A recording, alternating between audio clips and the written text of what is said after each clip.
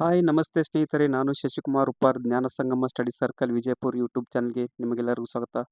ಸ್ನೇಹಿತರೆ, ಜ್ಞಾನ ಸಂಗಮ study circle Vijayapura YouTube ಚಾನಲ್ನಲ್ಲಿ ಪ್ರಮುಖವಾಗಿ KS, PSI, PDO, FDA, group C, KA ಹಾಗೂ ರಾಜ್ಯದ ಇನ್ನಿತರ ಹಲವಾರು ಪರೀಕ್ಷೆಗಳಿಗೆ ಉಪಯುಕ್ತವಾಗುವಂಥ ಪ್ರಚಲಿತ ವಿಷಯಗಳ ಆಧಾರಿತ ಪ್ರಶ್ನೆಗಳನ್ನು ಚರ್ಚಿಸಲಾಗುತ್ತದೆ. ಸ್ನೇಹಿತರೆ, ಇವತ್ತಿನ ಒಂದು ತರಗತಿಯಲ್ಲಿ ನಾನು ಪ್ರಮುಖವಾಗಿ 2025ರಲ್ಲಿ ನಡೆದಂಥ ಸುಮಾರು 100 ಪ್ರಶ್ನೆಗಳ ಪ್ರಚಲಿತ ವಿಷಯಗಳನ್ನು ತೆಗೆದುಕೊಂಡು ಬಂದೇನೆ. ಈ 100 ಪ್ರಶ್ನೆಗಳು ಕೇವಲ ಆನ್ಲೈನ್ ಪ್ರಶ್ನೆಗಳಾಗಿರ್ತವೆ. ಯಾವುದೇ ಆಪ್ಷನ್ಸ್ ಇರಲ್ಲ. ಪ್ರಶ್ನೆ ಮತ್ತು ಡೈರೆಕ್ಟ್ ಉತ್ತರವಿರ್ತದೆ. ಸೊ ಇವತ್ತಿನ ಒಂದು ತರಗತಿಯನ್ನು ನೋಡೋಣ. ಆ ವಿಶೇಷವಾದ 100 ಪ್ರಶ್ನೆಗಳು ನೋಡೋಣ. ಸ್ನೇಹಿತರೆ, ಮೊದಲನೇ ಪ್ರಶ್ನೆ ಈ ರೀತಿ ಇದೆ. ಅಂದರೆ ಇವು 2025ರಲ್ಲಿ ನಡೆದಂತಹ ಪ್ರಚಲಿತ ವಿಷಯಗಳಿಗೆ ಸಂಬಂಧಿಸಿದ ಪ್ರಶ್ನೆಗಳಾಗಿವೆ. ಒಟ್ಟು 100 ಪ್ರಶ್ನೆಗಳಿವೆ. ಸೊ ಮುಂದೆ ಬರುವಂತಹ ಹಲವಾರು ಪರೀಕ್ಷೆಗಳಿಗೆ ಈ ಒಂದು ಪ್ರಶ್ನೆಗಳು ತುಂಬಾ ಮಹತ್ವದಾಗುತ್ತದೆ ಎಂದು ಹೇಳಬಹುದು. ಇವತ್ತಿನ ತರಗತಿಯ ಮೊದಲನೇ ಪ್ರಶ್ನೆ ಈ ರೀತಿ ಇದೆ. ಪ್ರಶ್ನೆ ಏನಂದ್ರೆ ಸ್ನೇಹಿತರೆ, ಭಾರತವು ಈ ಕೆಳಗಿನ ಯಾವ ವರ್ಷದ ವೇಳೆಗೆ ನಿವ್ವಳ ಶೂನ್ಯ ಹೊರಸೂಸುವಿಕೆಯನ್ನು ಭಾರತವು ಈ ಕೆಳಗಿನ ಯಾವ ವರ್ಷದ ವೇಳೆಗೆ ನಿವ್ವಳ ಶೂನ್ಯ ಹೊರಸೂಸುವಿಕೆ ಸಾಧಿಸುವ ಗುರಿಯನ್ನು ಹೊಂದಿದೆ ಪ್ರಶ್ನೆ ಕೇಳಿದರೆ ಇದಕ್ಕೆ ಸರಿಯಾದ ಉತ್ತರ ಅಂದರೆ 2070. ಅಂದರೆ 2070ರಲ್ಲಿ ಭಾರತ ದೇಶವು ನಿವ್ವಳ ಶೂನ್ಯ ಹೊರಸೂಸುವಿಕೆ ಸಾಧಿಸುವ ಗುರಿಯನ್ನು ಹೊಂದಿದೆ. ಅದೇ ರೀತಿ ಮುಂದಿನ ಪ್ರಶ್ನೆ ನೋಡೋಣ. 2025ರ ರಣಜಿ ಟ್ರೋಫಿ ಪ್ರಶಸ್ತಿಯನ್ನು ಗೆದ್ದ ತಂಡ ಯಾವುದು? ಪ್ರಶ್ನೆ ಏನಂದ್ರೆ 2025ರ ರಣಜಿ ಟ್ರೋಫಿ ಪ್ರಶಸ್ತಿಯನ್ನು ಗೆದ್ದ ತಂಡ ಯಾವುದು? ಇದಕ್ಕೆ ಸರಿಯಾದ ಉತ್ತರ ಯಾವ್ದಂದ್ರೆ ವಿದರ್ಭ. ಹಾಗಾದ್ರೆ ಸ್ನೇಹಿತರೆ, ರನ್ನರ್ ಅಪ್ ತಂಡ ಯಾವುದು? ಕಮೆಂಟ್ ಬಾಕ್ಸ್ನಲ್ಲಿ ತಿಳಿಸಿ. ಮುಂದಿನ ಪ್ರಶ್ನೆ, ಇತ್ತೀಚೆಗೆ ಈ ಕೆಳಗಿನ ಯಾವ ಸಂಸ್ಥೆಯು ಭಾರತದ ಆರ್ಥಿಕ ಬೆಳವಣಿಗೆಯಲ್ಲಿ ಮಹಿಳೆಯರ ಪಾತ್ರದ ಕುರಿತು ವರದಿಯನ್ನು ಬಿಡುಗಡೆ ಮಾಡಿತು? ಅಂದ್ರೆ ಯಾವ ಸಂಸ್ಥೆ ಭಾರತದ ಆರ್ಥಿಕ ಬೆಳವಣಿಗೆಯಲ್ಲಿ ಮಹಿಳೆಯರ ಪಾತ್ರದ ಕುರಿತು ಒಂದು ವರದಿಯನ್ನು ಬಿಡುಗಡೆ ಮಾಡಿತು? ಅದು ಯಾವ ಸಂಸ್ಥೆ ಅಂತ ಕೇಳಿದರೆ ಅದಕ್ಕೆ ಸರಿಯಾದ ಉತ್ತರ ಯಾವುದಂದ್ರೆ ನೀತಿ ಆಯೋಗ. ನೀತಿ ಆಯೋಗ ಏನ್ ಮಾಡ್ತಂದ್ರ ಭಾರತದ ಆರ್ಥಿಕ ಬೆಳವಣಿಗೆಯಲ್ಲಿ ಮಹಿಳೆಯರ ಪಾತ್ರದ ಕುರಿತು ವರದಿಯನ್ನು ಬಿಡುಗಡೆ ಮಾಡಿತು. ಮುಂದಿನ 4ನೇ ಪ್ರಶ್ನೆ ನೋಡೋಣ. 4ನೇ ಪ್ರಶ್ನೆ ಈ ರೀತಿ ಇದೆ. ಇತ್ತೀಚೆಗೆ ನೂತನ ರಕ್ಷಣಾ ಖಾತೆಗಳ ನಿಯಂತ್ರಕ ಜನರಲ್ ಆಗಿ ಯಾರನ್ನು ನೇಮಕ ಮಾಡಲಾಯಿತು? ಇದಕ್ಕೆ ಸರಿಯಾದ ಉತ್ತರ ಅಂದ್ರೆ ಡಾಕ್ಟರ್ ಮಯಾಂಕ್ ಶರ್ಮಾ. ಅಂದ್ರೆ ಡಾಕ್ಟರ್ ಮಯಾಂಕ್ ಶರ್ಮಾ ಅವರನ್ನು ನೂತನ ರಕ್ಷಣಾ ಖಾತೆಗಳ ನಿಯಂತ್ರಕ ಜನರಲ್ ಆಗಿ ನೇಮಕ ಮಾಡಲಾಯಿತು. ಅದೇ ರೀತಿಯಾಗಿ ನೆಕ್ಸ್ಟ್ ಪ್ರಶ್ನೆ ಈ ರೀತಿ ಇದೆ. 18ನೇ ಲೋಕಸಭಾ ಚುನಾವಣೆಯ ಸಂದರ್ಭದಲ್ಲಿ ನೀಡಿದ ಅತ್ಯುತ್ತಮ ಪಾತ್ರಕ್ಕಾಗಿ ಭಾರತ ಚುನಾವಣಾ ಆಯೋಗದಿಂದ ಅನುಕರಣೀಯ ನಾಯಕತ್ವ ಪ್ರಮಾಣ ಪತ್ರವನ್ನು ಪಡೆದುಕೊಂಡವರು ಯಾರು? ಏನು ಸ್ನೇಹಿತರೆ, 18ನೇ ಲೋಕಸಭಾ ಚುನಾವಣೆ ಸಂದರ್ಭದಲ್ಲಿ ನೀಡಿದ ಅತ್ಯುತ್ತಮ ಒಂದು ಒಳ್ಳೆಯ ಕಾರ್ಯಕ್ಕಾಗಿ ಅಥವಾ ಪಾತ್ರಕ್ಕಾಗಿ ಭಾರತ ಚುನಾವಣಾ ಆಯೋಗದಿಂದ ಅನುಕರಣೀಯ ನಾಯಕತ್ವ ಪ್ರಮಾಣ ಪತ್ರವನ್ನು ಯಾರು ಪಡೆದುಕೊಂಡ್ರು ಅಂತ ಪ್ರಶ್ನೆ ಕೇಳಿದರೆ ಅದಕ್ಕೆ ಸರಿಯಾದ ಉತ್ತರ ಏನಂದ್ರೆ ಅಟಲ್ ಗುಪ್ತಾ. ಹಾಗಾದ್ರೆ ಸ್ನೇಹಿತರೆ, ಅಟಲ್ ಗುಪ್ತಾ ಅವರು ಯಾವ ರಾಜ್ಯಕ್ಕೆ ಸಂಬಂಧಿಸಿದ್ದಾರೆ ಎಂಬುದನ್ನು ಕಮೆಂಟ್ ಬಾಕ್ಸ್ನಲ್ಲಿ ತಿಳಿಸಿ. ಮುಂದಿನ ಪ್ರಶ್ನೆ ಈ ರೀತಿ ಇದೆ. ಇತ್ತೀಚೆಗೆ ಕೆಳಗಿನ ಯಾವ ದೇಶವು ಇಂಗ್ಲಿಷ್ ಭಾಷೆಯನ್ನು ತನ್ನ ರಾಷ್ಟ್ರೀಯ ಭಾಷೆಯಾಗಿ ಅಧಿಕೃತವಾಗಿ ಘೋಷಿಸಿತು? ಅಂದ್ರೆ ಇಂಗ್ಲಿಷ್ ಭಾಷೆಯನ್ನು ತನ್ನ ರಾಷ್ಟ್ರೀಯ ಭಾಷೆಯಾಗಿ ಯಾವುದು ಘೋಷಣೆ ಮಾಡ್ತಂದ್ರ ಅಮೇರಿಕ ಏನಂದ್ರ ಇಂಗ್ಲಿಷ್ ಭಾಷೆಯನ್ನು ತನ್ನ ರಾಷ್ಟ್ರೀಯ ಭಾಷೆಯಾಗಿ ಅಧಿಕೃತವಾಗಿ ಘೋಷಿಸಿತು. ಅದೇ ರೀತಿ ಮುಂದಿನ ಒಂದು ಪ್ರಶ್ನೆ ನೋಡೋಣ. 2026ರ ಫಿಫಾ ವಿಶ್ವಕಪ್ನಿಂದ ಈ ಕೆಳಗಿನ ಯಾವ ದೇಶಗಳನ್ನು ಹೊರಗಿಡಲಾಗಿದೆ? ಅಂದ್ರೆ ಈ ದೇಶಗಳು 2026ರ ಫಿಫಾ ಕಪ್ನಲ್ಲಿ ಭಾಗವಹಿಸುವುದಿಲ್ಲ. ಅಂತ ದೇಶಗಳು ಯಾವ್ದಂದ್ರೆ ರಷ್ಯಾ, ಕಾಂಗೋ, ಪಾಕಿಸ್ತಾನ.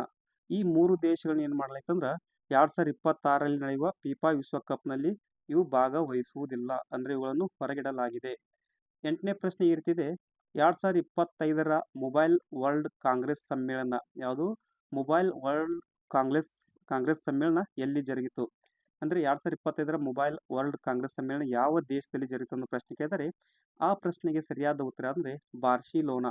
ಅಂದ್ರೆ ಈ ಬಾರ್ಸಿಲೋನಾ ದೇಶದಲ್ಲಿ 2025ರ ಮೊಬೈಲ್ ವರ್ಲ್ಡ್ ಕಾಂಗ್ರೆಸ್ ಸಮ್ಮೇಳನ ಜರುಗಲಿದೆ. 9ನೇ ಪ್ರಶ್ನೆ ಈ ರೀತಿ ಇದೆ. ಇತ್ತೀಚೆಗೆ ಪ್ರಧಾನಿ ನರೇಂದ್ರ ಮೋದಿ ಅವರು ಪ್ರಾಣಿ ರಕ್ಷಣಾ ಮತ್ತು ಸಂರಕ್ಷಣಾ ಕೇಂದ್ರವಾದ ವಂತಾರವನ್ನು ಎಲ್ಲಿ ಉದ್ಘಾಟಿಸಿದರು? ಯಾರು? ಪ್ರಧಾನಿ ನರೇಂದ್ರ ಮೋದಿ ಅವರು ಪ್ರಾಣಿ ರಕ್ಷಣಾ ಮತ್ತು ಸಂರಕ್ಷಣಾ ಕೇಂದ್ರವಾದ ವಂತಾರವನ್ನು ಎಲ್ಲಿ ಉದ್ಘಾಟಿಸಿದರು ಎಂದು ಪ್ರಶ್ನೆ ಕೇಳಿದರೆ ಇದಕ್ಕೆ ಸರಿಯಾದ ಉತ್ತರ ಅಂದ್ರೆ ಗುಜರಾತ್ ರಾಜ್ಯದ ಜಾಮ್ ನಗರದಲ್ಲಿ ಉದ್ಘಾಟಿಸ್ತಾರೆ. ಹಾಗಾದ್ರೆ ಸ್ನೇಹಿತರೆ, ಈ ವಂತಾರವನ್ನು ಸ್ಥಾಪನೆ ಮಾಡಿದವರು ಯಾರು? ಅಂದ್ರೆ ನರೇಂದ್ರ ಮೋದಿ ಅವರು ಉದ್ಘಾಟಿಸಿದ ಪ್ರಾಣಿ ರಕ್ಷಣಾ ಮತ್ತು ಸಂರಕ್ಷಣಾ ಕೇಂದ್ರವಾದ ವಂತಾರವನ್ನು ಯಾರು ಸ್ಥಾಪನೆ ಮಾಡಿದ್ರು ಎಂದು ಕಮೆಂಟ್ ಬಾಕ್ಸ್ನಲ್ಲಿ ತಿಳಿಸಿ. ಮುಂದಿನ ಒಂದು ಪ್ರಶ್ನೆ ಈ ರೀತಿ ಇದೆ.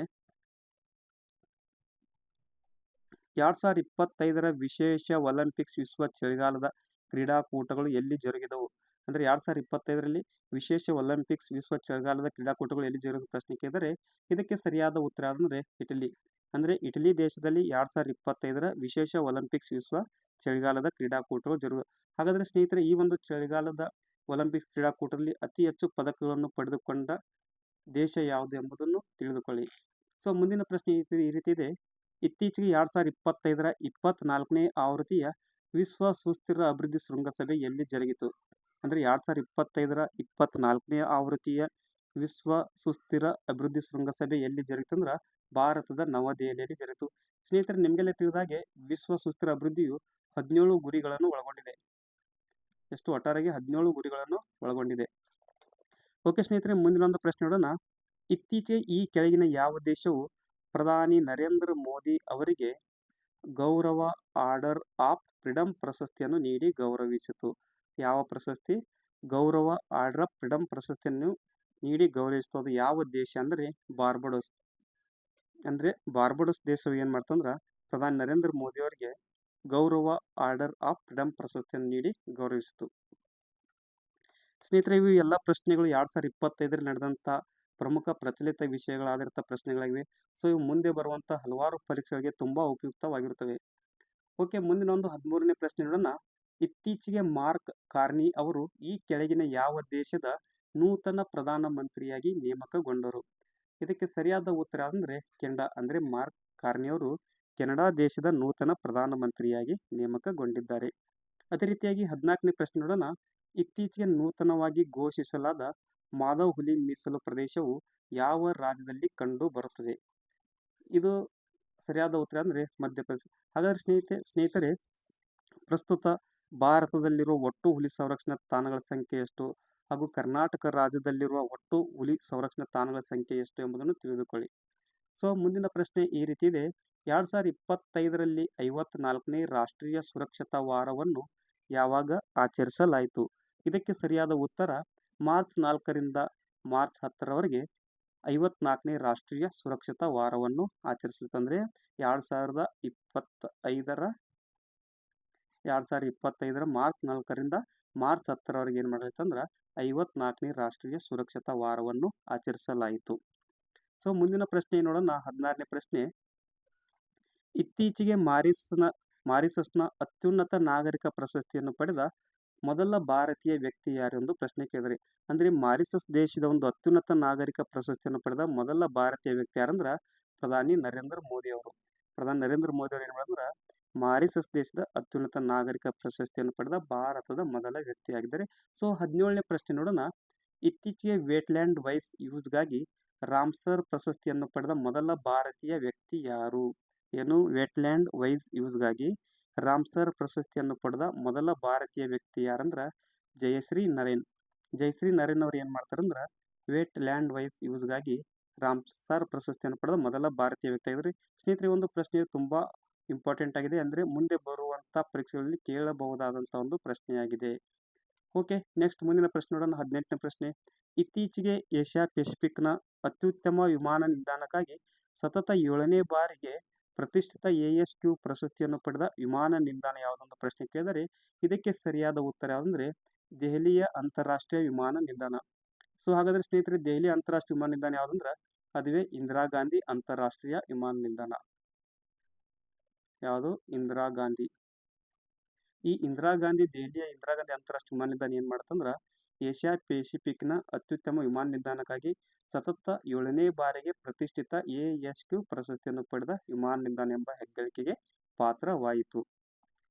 ಮುಂದಿನ ಒಂದು ಪ್ರಶ್ನೆ ನೋಡೋಣ. 19ನೇ ಪ್ರಶ್ನೆ ಈ ರೀತಿ ಇದೆ. 2025ರ ಜಲ ಸುಸ್ಥಿರತಾ ಸಮ್ಮೇಳನ ಎಲ್ಲಿ ಜರುಗಿತು? ಇದಕ್ಕೆ ಸರಿಯಾದ ಉತ್ತರ ನವದೆಹಲಿ. ಅಂದರೆ ನವದೆಹಲಿಯಲ್ಲಿ 2025ರ ಜಲ ಸುಸ್ಥಿರತಾ ಸಮ್ಮೇಳನ ಜರುಗಿತು.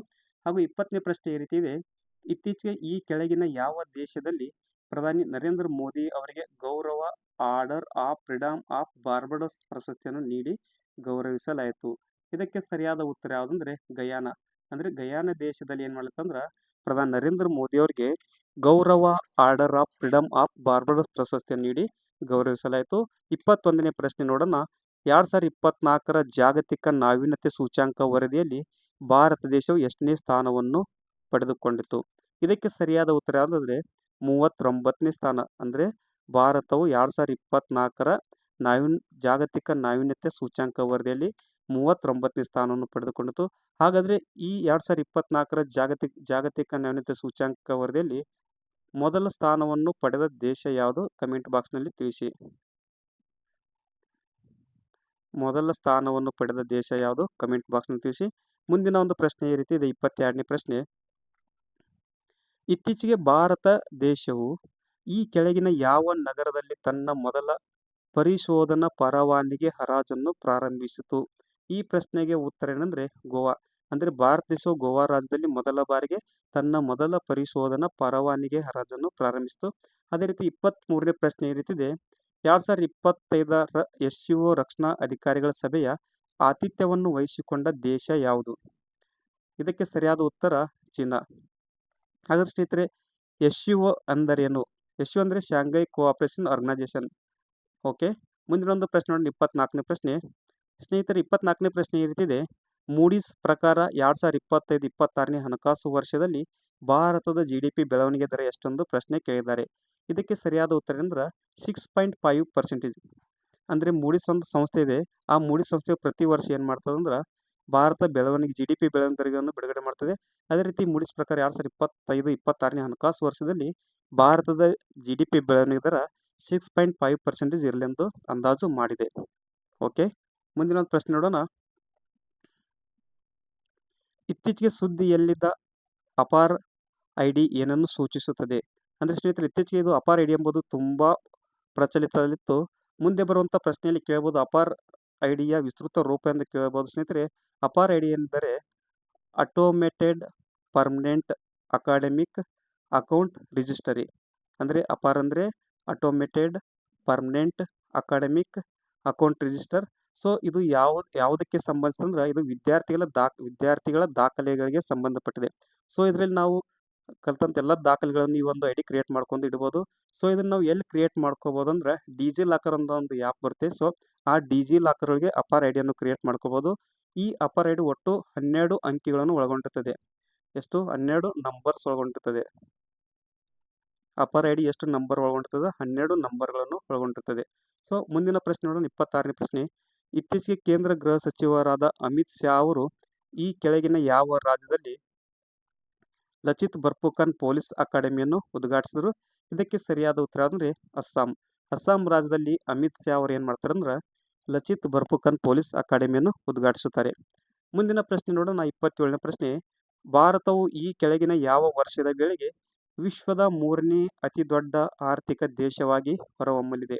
ಸ್ನೇಹಿತರೆ, ಭಾರತ ದೇಶವು 2028ರ ವೇಳೆಗೆ ವಿಶ್ವದ 3ನೇ ಅತಿ ದೊಡ್ಡ ಆರ್ಥಿಕ ದೇಶವಾಗಿ ಹೊರಹೊಮ್ಮಲಿದೆ. ಮುಂದಿನ ಒಂದು ಪ್ರಶ್ನೆ ನೋಡೋಣ, 28ನೇ ಪ್ರಶ್ನೆ. ಇತ್ತೀಚೆಗೆ ಭಾರತೀಯ ರಿಸರ್ವ್ ಬ್ಯಾಂಕ್ನ ನೂತನ ಕಾರ್ಯನಿರ್ವಾಹಕ ನಿರ್ದೇಶಕರಾಗಿ ಯಾರನ್ನು ನೇಮಿಸಲಾಯಿತು? ಅಂದರೆ ಸ್ನೇಹಿತರೆ, ಇತ್ತೀಚೆಗೆ RBIನ ನೂತನ ಕಾರ್ಯನಿರ್ವಾಹಕ ನಿರ್ದೇಶಕರನ್ನಾಗಿ ಯಾರನ್ನು ನೇಮಿಸಲಾಯಿತು ಪ್ರಶ್ನೆ ಕೇಳಿದರೆ ಇದಕ್ಕೆ ಸರಿಯಾದ ಉತ್ತರ ಯಾವುದಂದ್ರೆ ಇಂದ್ರನೀಲ್ ಭಟ್ಟಾಚಾರ್ಯ. ಇಂದ್ರನೀಲ್ ಭಟ್ಟಾಚಾರ್ಯ ಅವರು ಏನು ಮಾಡ್ತಂದ್ರೆ RBIನ ನೂತನ ಕಾರ್ಯನಿರ್ವಾಹಕ ನಿರ್ದೇಶಕರನ್ನಾಗಿ ನೇಮಕ ಮಾಡಲಾಯಿತು. ಹಾಗಾದರೆ ಮುಂದಿನ ಪ್ರಶ್ನೆ ನೋಡೋಣ, 2024ರ ವಿಶ್ವ ಸಂತೋಷ ಸೂಚ್ಯಂಕ ವರದಿಯ ಪ್ರಕಾರ ವಿಶ್ವದ ಅತ್ಯಂತ ಸಂತೋಷದಾಯಕ ದೇಶ ಯಾವುದು? ಅಂದರೆ 2024ರ ವಿಶ್ವ ಸಂತೋಷ ಸೂಚ್ಯಂಕ ವರದಿಯ ಪ್ರಕಾರ ವಿಶ್ವದ ಅತ್ಯಂತ ಸಂತೋಷವಾದ ದೇಶ ಯಾವುದಂದ್ರೆ ಫಿನ್ಲ್ಯಾಂಡ್. ಫಿನ್ಲ್ಯಾಂಡ್ ದೇಶ ಏನಂದ್ರೆ ವಿಶ್ವದ ಅತ್ಯಂತ ಸಂತೋಷದಾಯಕ ದೇಶವಾಗಿದೆ. ಹಾಗಾದರೆ ಸ್ನೇಹಿತರೆ, ಯಾವ ದಿನಾಂಕದಂದು ಪ್ರತಿ ವರ್ಷ ವಿಶ್ವ ಸಂತೋಷ ದಿನಾಚರಣೆಯನ್ನು ಆಚರಣೆ ಮಾಡುತ್ತಾರೆ ಎಂಬುದನ್ನು ಕಮೆಂಟ್ ಬಾಕ್ಸ್ನಲ್ಲಿ ತಿಳಿಸಿ. ಸೊ ಮುಂದಿನ ಒಂದು ಪ್ರಶ್ನೆ ನೋಡೋಣ, 30ನೇ ಪ್ರಶ್ನೆ. ಇತ್ತೀಚೆಗೆ ಈ ಕೆಳಗಿನ ಯಾವ ಘಟನೆಯ 50ನೇ ವಾರ್ಷಿಕೋತ್ಸವದ ವಿಜಯೋತ್ಸವವನ್ನು ಆಚರಿಸಲು ಮಾರ್ಚ್ ಆಫ್ ಗ್ಲೋರಿ ಎಂಬ ಪುಸ್ತಕವನ್ನು ಬಿಡುಗಡೆ ಮಾಡಲಾಯಿತು? ಅಂದರೆ ಯಾವ ಒಂದು ಘಟನೆಯ 50ನೇ ವಾರ್ಷಿಕೋತ್ಸವದ ವಿಜಯೋತ್ಸವವನ್ನು ಆಚರಿಸಲು ಮಾರ್ಚ್ ಆಫ್ ಗ್ಲೋರಿ ಎಂಬ ಪುಸ್ತಕವನ್ನು ಬಿಡುಗಡೆ ಮಾಡಲಾಯಿತು? ಇದಕ್ಕೆ ಸರಿಯಾದ ಉತ್ತರ ಅಂದರೆ 1975ರ ಹಾಕಿ ವಿಶ್ವಕಪ್ ಗೆಲುವು. ಅಂದರೆ 1975ರಲ್ಲಿ ಭಾರತದ ಹಾಕಿಯು ವಿಶ್ವಕಪ್ನಲ್ಲಿ ಗೆಲುವು ಪಡೆದು. ಸೊ ಆ ಒಂದು 50ನೇ ವಾರ್ಷಿಕೋತ್ಸವ ವಿಜಯೋತ್ಸವವಾಗಿ ಏನು ಮಾಡತ್ತಂದ್ರೆ ಮಾರ್ಚ್ ಆಫ್ ಗ್ಲೋರಿ ಎಂಬ ಪುಸ್ತಕವನ್ನು ಬಿಡುಗಡೆ ಮಾಡಲಾಯಿತು. ಯಾವ ಪುಸ್ತಕ? March of glory. ಇದು ಯಾವುದಕ್ಕೆ ಸಂಬಂಧಪಟ್ಟದಂದ್ರೆ 1975ರ ಹಾಕಿ ವಿಶ್ವಕಪ್ನಲ್ಲಿ ಗೆಲುವು ಸಾಧಿಸಿದ ಒಂದು 50ನೇ ಸಂಭ್ರಮೋತ್ಸವದ ಪ್ರಯುಕ್ತ. ಮುಂದಿನ ಪ್ರಶ್ನೆ ನೋಡೋಣ. ಆತಿಥೇಯ ರಾಷ್ಟ್ರಗಳ ನಂತರ 2026ರ ಫಿಫಾ ವಿಶ್ವಕಪ್ಗೆ ಅರ್ಹತೆ ಪಡೆದ ಮೊದಲ ತಂಡ ಯಾವುದು? ಅಂದರೆ 2026 ಫಿಫಾ ವಿಶ್ವಕಪ್ ಆತಿಥೇಯ ರಾಷ್ಟ್ರ ಅಂದರೆ ಅಮೆರಿಕ, ಕೆನಡಾ ಮತ್ತು ಮೆಕ್ಸಿಕೋ. ಇವುಗಳನ್ನು ಹೊರತುಪಡಿಸಿ ಫಿಫಾ ವಿಶ್ವಕಪ್ಗೆ ಅರ್ಹತೆ ಪಡೆದ ಮೊದಲ ತಂಡ ಯಾವುದಂದ್ರೆ ಜಪಾನ್ ತಂಡ. ಓಕೆ, ಮುಂದಿನ ಪ್ರಶ್ನೆ. ನಾಸಾ ಗಗನಯಾತ್ರಿಗಳಾದ ಬುಚ್ ವಿಲ್ಮೋರ್, ಯಾರು? ಬುಚ್ ವಿಲ್ಮೋರ್ ಮತ್ತು ಸುನಿತಾ ವಿಲಿಯಮ್ಸ್ ಅವರು ಭೂಮಿಗೆ ಮರಳುವ ಮೊದಲು ಅಂತಾರಾಷ್ಟ್ರೀಯ ಬಾಹ್ಯಾಕಾಶ ನಿಲ್ದಾಣದಲ್ಲಿ ಎಷ್ಟು ದಿನಗಳ ಕಾಲ ಇದ್ದರು? ಇದಕ್ಕೆ ಸರಿಯಾದ ಉತ್ತರ ಅಂದ್ರೆ 286 ದಿನಗಳ ಕಾಲ ವಾಸವಿದ್ದರು. ಇಲ್ಲಿ ಅಂತಾರಾಷ್ಟ್ರೀಯ ಬಾಹ್ಯಾಕಾಶ ನಿಲ್ದಾಣ ಸುಮಾರು 286 ದಿನಗಳ ಕಾಲ ಇದ್ದರು. 33ನೇ ಪ್ರಶ್ನೆ ಈ ರೀತಿ ಇದೆ. ಇತ್ತೀಚೆಗೆ 59ನೇ ಜ್ಞಾನಪೀಠ ಪ್ರಶಸ್ತಿಗೆ ಭಾಜನರಾಗಿರುವ ವಿನೋದ್ ಕುಮಾರ್ ಶುಕ್ಲಾ ಅವರು ಯಾವ ರಾಜ್ಯಕ್ಕೆ ಸಂಬಂಧಿಸಿದ್ದಾರೆ? ಅಂದ್ರೆ ಸ್ನೇಹಿತರೆ, ಇತ್ತೀಚೆಗೆ ವಿನೋದ್ ಕುಮಾರ್ ಶುಕ್ಲಾ ಅವರಿಗೆ 59ನೇ ಜ್ಞಾನಪೀಠ ಪ್ರಶಸ್ತಿಯನ್ನು ನೀಡಲಾಯಿತು. ಸೊ ಅವರು ಯಾವ ರಾಜ್ಯಕ್ಕೆ ಸಂಬಂಧಿಸಿದ್ದಾರೆ ಅಂದ್ರೆ ಅವರು ಛತ್ತೀಸ್ಗಢ ರಾಜ್ಯದವರು. ಯಾರು? ವಿನೋದ್ ಕುಮಾರ್ ಶುಕ್ಲಾ ಅವರು ಛತ್ತೀಸ್ಗಢ ರಾಜ್ಯದವರು. ಮುಂದಿನ ಪ್ರಶ್ನೆ ಈ ರೀತಿ ಇದೆ. ಇಸ್ರೋ ಈ ಕೆಳಗಿನ ಯಾವ ವರ್ಷದ ವೇಳೆಗೆ ಚಂದ್ರನ ಮೇಲೆ ಭಾರತೀಯನನ್ನು ಇಳಿಸುವ ಗುರಿಯನ್ನು ಹೊಂದಿದೆ? ಅಂದ್ರೆ ಇಸ್ರೋ ಸಂಸ್ಥೆ ಏನಿದೆ ಅಲ್ಲ, ಯಾವ ವರ್ಷದ ವೇಳೆಗೆ ಚಂದ್ರನ ಮೇಲೆ ಭಾರತೀಯ ವ್ಯಕ್ತಿಯನ್ನು ಇಳಿಸುವ ಗುರಿಯನ್ನು ಹೊಂದಿದೆ ಅಂದ್ರೆ 2040 ಸರಿಯಾದ ಉತ್ತರ. 35ನೇ ಪ್ರಶ್ನೆ ಈ ರೀತಿ ಇದೆ. ಇತ್ತೀಚೆಗೆ ಭಾರತದ ಹೊಸ ಹಣಕಾಸು ಕಾರ್ಯದರ್ಶಿಯಾಗಿ ಯಾರು ನೇಮಕಗೊಂಡಿದ್ದಾರೆ? ಇದಕ್ಕೆ ಸರಿಯಾದ ಉತ್ತರ ಅಜಯ್ ಸೇಠ್. ಅಜಯ್ ಸೇಠ್ ಅವರು ಏನ್ ಮಾಡಿದ್ರಂದ್ರೆ ಭಾರತದ ನೂತನ ಹಣಕಾಸು ಕಾರ್ಯದರ್ಶಿಯಾಗಿ ನೇಮಕಗೊಂಡಿದ್ದಾರೆ. ಸೊ 36ನೇ ಪ್ರಶ್ನೆ ಈ ರೀತಿ ಇದೆ. ಇತ್ತೀಚೆಗೆ ಭಾರತದಲ್ಲಿ ಯಾವ ರಾಜ್ಯವು ಮೊದಲ ಹಿರಿಯ ನಾಗರಿಕರ ಆಯೋಗವನ್ನು ಸ್ಥಾಪಿಸಿತು? ಇದಕ್ಕೆ ಸರಿಯಾದ ಉತ್ತರ ಕೇರಳ. ಅಂದ್ರೆ ಕೇರಳ ರಾಜ್ಯವು ಭಾರತದಲ್ಲಿ ಮೊದಲ ಹಿರಿಯ ನಾಗರಿಕರ ಆಯೋಗವನ್ನು ಸ್ಥಾಪಿಸಿತು. 37ನೇ ಪ್ರಶ್ನೆ ನೋಡೋಣ. 37ನೇ ಪ್ರಶ್ನೆ ಈ ರೀತಿ ಇದೆ. ಇತ್ತೀಚೆಗೆ ಭಾರತೀಯ ಬ್ಯಾಂಕುಗಳ ಸಂಘ, ಯಾವುದು? ಭಾರತೀಯ ಬ್ಯಾಂಕುಗಳ ಸಂಘದ ನೂತನ ಅಧ್ಯಕ್ಷರನ್ನಾಗಿ ಯಾರನ್ನು ನೇಮಕ ಮಾಡಲಾಯಿತು? ಇದಕ್ಕೆ ಸರಿಯಾದ ಉತ್ತರ ಯಾವುದಂದ್ರೆ CS ಶೆಟ್ಟಿ. ಈ CS ಶೆಟ್ಟಿ ಅವರನ್ನು ಏನ್ ಮಾಡಲಾಯ್ತಂದ್ರ ಭಾರತೀಯ ಬ್ಯಾಂಕುಗಳ ಸಂಘದ ನೂತನ ಅಧ್ಯಕ್ಷರನ್ನಾಗಿ ನೇಮಕ ಮಾಡಲಾಯಿತು. 38ನೇ ಪ್ರಶ್ನೆ ಈ ರೀತಿ ಇದೆ. 2024ರ ಸುಸ್ಥಿರ ಅಭಿವೃದ್ಧಿ ಗುರಿಗಳ ಸೂಚ್ಯಂಕ ವರದಿಯಲ್ಲಿ 166 ದೇಶಗಳ ಪೈಕಿ ಭಾರತ ದೇಶವು ಎಷ್ಟನೇ ಸ್ಥಾನವನ್ನು ಪಡೆದುಕೊಂಡಿತು? ಅಂದ್ರೆ ಸ್ನೇಹಿತರೆ, 2024ರ ಸುಸ್ಥಿರ ಅಭಿವೃದ್ಧಿ ಗುರಿಗಳ ಸೂಚ್ಯಂಕ ವರದಿಯಲ್ಲಿ ಭಾರತ ದೇಶ 109ನೇ ಸ್ಥಾನವನ್ನು ಪಡೆದುಕೊಂಡಿತು. ಎಷ್ಟು? 109ನೇ ಸ್ಥಾನವನ್ನು ಪಡೆದುಕೊಂಡಿತು. ವೆರಿ ಇಂಪಾರ್ಟೆಂಟ್ ಕ್ವಶನ್ ಇದು. ಮುಂದೆ ಬರುವಂತ ಪರೀಕ್ಷೆಯಲ್ಲಿ ಕೇಳಬಹುದಾದಂತ ಪ್ರಮುಖವಾದ ಪ್ರಶ್ನೆಯಾಗಿದೆ. ಪ್ರತಿಯೊಂದು ಪರೀಕ್ಷೆಯಲ್ಲಿ ಸುಸ್ಥಿರ ಅಭಿವೃದ್ಧಿ ಗುರಿಗಳ ಮೇಲೆ ಒಂದು ಪ್ರಶ್ನೆ ಕೇಳ್ತಾರೆ. ಸೊ ಈ ಒಂದು ಪ್ರಶ್ನೆಯನ್ನು ಮಹತ್ವವಾಗಿ ನೆನಪಿಟ್ಟುಕೊಳ್ಳೋದು ತುಂಬಾ ಇಂಪಾರ್ಟೆಂಟ್. ಸೊ 39ನೇ ಪ್ರಶ್ನೆ ನೋಡೋಣ. 2025ರ 6ನೇ ಆವೃತ್ತಿಯ ಬಿಮ್ಸ್ಟೆಕ್ ಶೃಂಗಸಭೆಯ ಆತಿಥ್ಯವನ್ನು ವಹಿಸಿಕೊಂಡ ದೇಶ ಯಾವುದು? ಇದಕ್ಕೆ ಸರಿಯಾದ ಉತ್ತರ ಥೈಲ್ಯಾಂಡ್. ಅಂದ್ರೆ ಥೈಲ್ಯಾಂಡ್ ದೇಶವು 2025ರ 6ನೇ ಆವೃತ್ತಿಯ ಬಿಮ್ಸ್ಟೆಕ್ ಶೃಂಗಸಭೆಯ ಆತಿಥ್ಯವನ್ನು ವಹಿಸಿಕೊಂಡಿತು. ಮುಂದಿನ ಪ್ರಶ್ನೆ ನೋಡೋಣ. 40ನೇ ಪ್ರಶ್ನೆ. 2024-25ನೇ ಹಣಕಾಸು ವರ್ಷದಲ್ಲಿ 12 ವರ್ಷಗಳಲ್ಲಿ ಅತಿ ಹೆಚ್ಚು ಮಕ್ಕಳ ದತ್ತು ಸ್ವೀಕಾರ ಪ್ರಕರಣಗಳು ದಾಖಲಿಸಿದ ದೇಶ ಯಾವುದು? ಆ ದೇಶ ಯಾವುದಂದ್ರೆ ನಮ್ಮ ಭಾರತ ದೇಶ. ಸರಿಯಾದ ಉತ್ತರ ಭಾರತ. ಭಾರತ ದೇಶ ಏನ್ ಮಾಡುತ್ತಂದ್ರೆ 2024-25ನೇ ಹಣಕಾಸು ವರ್ಷದಲ್ಲಿ 12 ವರ್ಷಗಳಿಗಿಂತ ಕಡಿಮೆ ಇರುವ ಅತಿ ಹೆಚ್ಚು ಮಕ್ಕಳ ದತ್ತು ಸ್ವೀಕಾರ ಪ್ರಕರಣಗಳು ದಾಖಲಿಸಿದ ದೇಶವಾಗಿ ಹೊರಹೊಮ್ಮಿತು. 41ನೇ ಪ್ರಶ್ನೆ ನೋಡೋಣ. 2025ರ ಸೇನಾ ಕಮಾಂಡರ್ಗಳ ಸಮ್ಮೇಳನ ಯಾವ ನಗರದಲ್ಲಿ ನಡೆಯಿತು? ಇದಕ್ಕೆ ಸರಿಯಾದ ಉತ್ತರ ನವದೆಹಲಿ. ಮುಂದಿನ ಪ್ರಶ್ನೆ ಈ ರೀತಿ ಇದೆ. ಇತ್ತೀಚೆಗೆ ಪಿಂಚಣಿ ನಿಧಿ ನಿಯಂತ್ರಣ ಮತ್ತು ಅಭಿವೃದ್ಧಿ ಪ್ರಾಧಿಕಾರದ ನೂತನ ಅಧ್ಯಕ್ಷರನ್ನಾಗಿ ಯಾರನ್ನು ನೇಮಕ ಮಾಡಲಾಯಿತು? ಇದಕ್ಕೆ ಸರಿಯಾದ ಉತ್ತರ ಯಾವುದಂದ್ರೆ ಶಿವಸುಬ್ರಮಣಿಯನ್ ರಾಮನ್. ಶಿವಸುಬ್ರಮಣಿಯನ್ ರಾಮನ್ ಅವರನ್ನು ಪಿಂಚಣಿ ನಿಧಿ ನಿಯಂತ್ರಣ ಮತ್ತು ಅಭಿವೃದ್ಧಿ ಪ್ರಾಧಿಕಾರದ ನೂತನ ಅಧ್ಯಕ್ಷರನ್ನಾಗಿ ನೇಮಕ ಮಾಡಲಾಯಿತು. ಓಕೆ ಸ್ನೇಹಿತರೆ, ಮುಂದಿನ ಒಂದು ಪ್ರಶ್ನೆ ನೋಡೋಣ. 43ನೇ ಪ್ರಶ್ನೆ. ಸುಮಾರು 100 ಪ್ರಶ್ನೆಗಳು ಇರುವುದರಿಂದ ಹಾಗೆ ಮುಂದೆ ಹೋಗ್ತಾ ಇರ್ತವೆ ಪ್ರಶ್ನೆಗಳು. 43ನೇ ಪ್ರಶ್ನೆ ಈ ರೀತಿ ಇದೆ. 2035ರ ಫಿಫಾ ಮಹಿಳಾ ವಿಶ್ವಕಪ್ ಅನ್ನು ಯಾವ ದೇಶ ಆಯೋಜಿಸಿದೆ? ಇದಕ್ಕೆ ಸರಿಯಾದ ಉತ್ತರ ಯಾವುದಂದ್ರೆ ಬ್ರಿಟನ್. ಅಂದ್ರೆ ಬ್ರಿಟನ್ ದೇಶವು ಏನ್ ಮಾಡತ್ತಂದ್ರ 2035ರಲ್ಲಿ ನಡೆಯುವ ಫಿಫಾ ಮಹಿಳಾ ವಿಶ್ವಕಪ್ನ ಆತಿಥ್ಯವನ್ನು ವಹಿಸಿಕೊಂಡಿದೆ. 44ನೇ ಪ್ರಶ್ನೆ ಈ ರೀತಿ ಇದೆ. ಇತ್ತೀಚೆಗೆ ಯಾವ ದೇಶವು ಪ್ರಧಾನಿ ನರೇಂದ್ರ ಮೋದಿ ಅವರಿಗೆ ಮಿತ್ರ ವಿಭೂಷಣ ಪ್ರಶಸ್ತಿಯನ್ನು ನೀಡಿ ಗೌರವಿಸಿತು. ಯಾವ ಪ್ರಶಸ್ತಿ? ಮಿತ್ರ ವಿಭೂಷಣ ಪ್ರಶಸ್ತಿಯನ್ನು ನೀಡಿ ಯಾವ ದೇಶ ಗೌರವಿಸಿತು ಅಂದ್ರೆ ಶ್ರೀಲಂಕಾ ದೇಶ. ಅಂದರೆ ಶ್ರೀಲಂಕಾ ದೇಶ ಏನು ಮಾಡ್ತಾರೆ, ಇತ್ತೀಚೆಗೆ ಪ್ರಧಾನಿ ನರೇಂದ್ರ ಮೋದಿ ಅವರಿಗೆ ಮಿತ್ರ ವಿಭೂಷಣ ಎಂಬ ಪ್ರಶಸ್ತಿಯನ್ನು ನೀಡಿ ಗೌರವಿಸಿತು. 45ನೇ ಪ್ರಶ್ನೆ ನೋಡೋಣ. 2025ರ ನೌಕಾ ಕಮಾಂಡರ್ಗಳ ಸಮ್ಮೇಳನದ ಮೊದಲ ಹಂತ ಎಲ್ಲಿ ನಡೆಯಿತು? ಸೊ ಇದಕ್ಕೆ ಸರಿಯಾದ ಉತ್ತರ ಕಾರವಾರ. ಅಂದರೆ ಕಾರವಾರದಲ್ಲಿ ಏನು ಮಾಡುತ್ತಂದ್ರೆ ನೌಕಾ ಕಮಾಂಡರ್ಗಳ ಸಮ್ಮೇಳನದ ಮೊದಲ ಹಂತ ಜರುಗಿತು. ಮುಂದಿನ ಪ್ರಶ್ನೆ 46ನೇ ಪ್ರಶ್ನೆ ಈ ರೀತಿ ಇದೆ. 2025ರಲ್ಲಿ 2ನೇ ಬಿಮ್ಸ್ಟೆಕ್ ಬಂದರು ಸಮಾವೇಶವನ್ನು ಯಾವ ದೇಶ ಆಯೋಜಿಸಿತು? ಇದಕ್ಕೆ ಸರಿಯಾದ ಉತ್ತರ ಭಾರತ. 47ನೇ ಪ್ರಶ್ನೆ. ಇತ್ತೀಚೆಗೆ ಸರ್ಕಾರಿ ನೌಕರರಿಗೆ ವಿಶ್ರಾಂತಿ ರಜೆ ಯೋಜನೆಯನ್ನು ಪ್ರಾರಂಭಿಸಿದ ಭಾರತದ ಮೊದಲ ರಾಜ್ಯ ಯಾವುದೊಂದು ಪ್ರಶ್ನೆ ಕೇಳಿದರೆ ಇದಕ್ಕೆ ಸರಿಯಾದ ಉತ್ತರ ಯಾವುದಂದ್ರೆ ಸಿಕ್ಕಿಂ. ಸಿಕ್ಕಿಂ ರಾಜ್ಯವು ಏನು ಮಾಡ್ತಂದ್ರೆ ಸರ್ಕಾರಿ ನೌಕರರಿಗೆ ವಿಶ್ರಾಂತಿ ರಜೆ ಯೋಜನೆಯನ್ನು ಪ್ರಾರಂಭಿಸಿದ ದೇಶದ ಮೊದಲ ರಾಜ್ಯವಾಗಿ ಹೊರಹೊಮ್ಮಿತು. 48ನೇ ಪ್ರಶ್ನೆ ಈ ರೀತಿ ಇದೆ. ಭಾರತದ ಮೊದಲ ಮೇಕ್ ಇನ್ ಇಂಡಿಯಾ ಹಸಿರು ಹೈಡ್ರೋಜನ್ ಸ್ಥಾವರವನ್ನು ಎಲ್ಲಿ ಪ್ರಾರಂಭಿಸಲಾಯಿತು? ಸ್ನೇಹಿತರೆ, ಈ ಪ್ರಶ್ನೆ ತುಂಬಾ ಇಂಪಾರ್ಟೆಂಟ್ ಆಗಿದೆ. ವೆರಿ ಇಂಪಾರ್ಟೆಂಟ್ ಪ್ರಶ್ನೆ ಇದು. ಪ್ರಶ್ನೆ ಏನಂದ್ರೆ ಭಾರತದ ಮೊದಲ ಮೇಕ್ ಇನ್ ಇಂಡಿಯಾ ಹಸಿರು ಹೈಡ್ರೋಜನ್ ಸ್ಥಾವರವನ್ನು ಎಲ್ಲಿ ಪ್ರಾರಂಭಿಸಲಾಯಿತು? ಇದಕ್ಕೆ ಸರಿಯಾದ ಉತ್ತರ ಯಾವುದಂದ್ರೆ ಗುಜರಾತ್ ರಾಜ್ಯದ ಕಾಂಡ್ಲಾ. ಕಾಂಡ್ಲಾ ಎಲ್ಲಿ ಕಂಡು ಬರ್ತದ? ಗುಜರಾತ್ ರಾಜ್ಯದ ಕಾಂಡ್ಲಾದಲ್ಲಿ ಏನು ಮಾಡಲಾಯ್ತಂದ್ರೆ ಮೇಕ್ ಇನ್ ಇಂಡಿಯಾ ಹಸಿರು ಹೈಡ್ರೋಜನ್ ಸ್ಥಾವರವನ್ನು ಪ್ರಾರಂಭಿಸಲಾಯಿತು. ಮುಂದಿನ ಪ್ರಶ್ನೆ 49ನೇ ಪ್ರಶ್ನೆ ನೋಡೋಣ. ಇತ್ತೀಚೆಗೆ ಯಾವ ದೇಶವು ಅಂತಾರಾಷ್ಟ್ರೀಯ ಸೌರ ಒಕ್ಕೂಟದ 107ನೇ ಸದಸ್ಯ ರಾಷ್ಟ್ರವಾಗಿ ಸೇರ್ಪಡೆಗೊಂಡಿತು? ಇದಕ್ಕೆ ಸರಿಯಾದ ಉತ್ತರ ಅಂದರೆ ಮೋಲ್ಡೋವಾ. ಮೋಲ್ಡೋವಾ ದೇಶ ಏನು ಮಾಡ್ತಂದ್ರೆ ಅಂತಾರಾಷ್ಟ್ರೀಯ ಸೌರ ಒಕ್ಕೂಟದ 107ನೇ ಸದಸ್ಯ ರಾಷ್ಟ್ರವಾಗಿ ಸೇರ್ಪಡೆಗೊಂಡಿತು. ಹಾಗಾದರೆ ಸ್ನೇಹಿತರೆ, ಅಂತಾರಾಷ್ಟ್ರೀಯ ಸೌರ ಒಕ್ಕೂಟದ ಕೇಂದ್ರ ಕಚೇರಿ ಎಲ್ಲಿ ಕಂಡು ಬರುತ್ತದೆ? ಅಂತಾರಾಷ್ಟ್ರೀಯ ಸೌರ ಒಕ್ಕೂಟದ ಕೇಂದ್ರ ಕಚೇರಿ ಎಲ್ಲಿ ಕಂಡು ಬರ್ತಂದ್ರೆ ಹರಿಯಾಣದ ಗುರುಗ್ರಾಮದಲ್ಲಿ ಕಂಡು ಬರ್ತದೆ. ಹರಿಯಾಣದ ಗುರುಗ್ರಾಮ. ಅಂತಾರಾಷ್ಟ್ರೀಯ ಸೌರ ಒಕ್ಕೂಟದ ಕೇಂದ್ರ ಕಚೇರಿ ಕಂಡು ಬರ್ತದೆ ಹರಿಯಾಣದ ಗುರುಗ್ರಾಮದಲ್ಲಿ ಕಂಡು ಬರ್ತದೆ. 50ನೇ ಪ್ರಶ್ನೆ ನೋಡೋಣ. ಇತ್ತೀಚೆಗೆ ಸೆಂಟ್ರಲ್ ವಿಸ್ಟಾ ಯೋಜನೆಯಡಿ ಪ್ರಧಾನಿ ನರೇಂದ್ರ ಮೋದಿ ಅವರು ಉದ್ಘಾಟಿಸಿದ ಮೊದಲ ಸಾಮಾನ್ಯ ಕೇಂದ್ರ ಸಚಿವಾಲಯದ ಕಟ್ಟಡದ ಹೆಸರೇನು? ಇದಕ್ಕೆ ಸರಿಯಾದ ಉತ್ತರ ಯಾವುದಂದ್ರೆ ಕರ್ತವ್ಯ ಭವನ. ಇದು ಕೂಡ ವೆರಿ ಇಂಪಾರ್ಟೆಂಟ್ ಪ್ರಶ್ನೆಯಾಗಿದೆ. ತುಂಬಾ ಮಹತ್ವದ ಪ್ರಶ್ನೆಯಾಗಿದೆ. ಪ್ರಶ್ನೆ ಏನಂದ್ರೆ ಸೆಂಟ್ರಲ್ ವಿಸ್ಟಾ ಯೋಜನೆಯಡಿ ಪ್ರಧಾನಿ ನರೇಂದ್ರ ಮೋದಿ ಅವರು ಉದ್ಘಾಟಿಸಿದ ಮೊದಲ ಸಾಮಾನ್ಯ ಕೇಂದ್ರ ಸಚಿವಾಲಯದ ಕಟ್ಟಡದ ಹೆಸರೇನೊಂದು ಪ್ರಶ್ನೆ ಕೇಳಿದರೆ ಇದಕ್ಕೆ ಸರಿಯಾದ ಉತ್ತರ ಯಾವುದಂದ್ರೆ ಕರ್ತವ್ಯ ಭವನ. ಸೊ 51ನೇ ಪ್ರಶ್ನೆ ನೋಡೋಣ. 2025ರ ಜಾಗತಿಕ ಕೃತಕ ಬುದ್ಧಿಮತ್ತೆ ನಗರ ಸೂಚ್ಯಂಕ ವರದಿಯಲ್ಲಿ ಬೆಂಗಳೂರು ನಗರವು ಎಷ್ಟನೇ ಸ್ಥಾನವನ್ನು ಪಡೆದುಕೊಂಡಿತು? ಎಷ್ಟಂದ್ರೆ 26ನೇ ಸ್ಥಾನ ಪಡೆದುಕೊಂಡಿದೆ. ಯಾವುದು? Artificial intelligence.